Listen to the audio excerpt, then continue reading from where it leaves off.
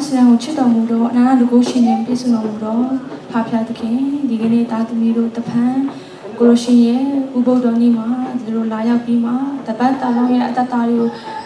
Sawini, Losana Vitakala, Manamole, Leti Groshin, Reciponati, Atteshu, Atteshine, Nitanayachi. A camel lily was Shunayachi, a queen cameo, Bidinado Mue to Jamujism Yakuchimane, Matamatano Mali, Digini Kuroshin, though is second year Tatami, Yausilan Bona, Kuroshin, Country, Matapinaro Muba, a pit the Roya, a pit you, Leti Bima, Kui a pit you, Wincha Daman and Tatami, Yausilan people,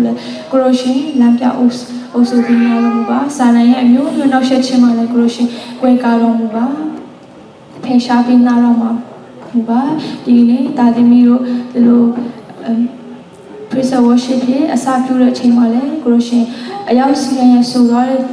to a sing long that him a Groshin to Bashiba, Winnie Nori, also Binara Muba, a season, San, a song time on the Groshin, a to Lampia to Bashiba Mija, a Yakatina long, some question at Masaka and the king should metal, you should not allow you the limits of Yesuta Sakana Stanta like Papa the king. Amen.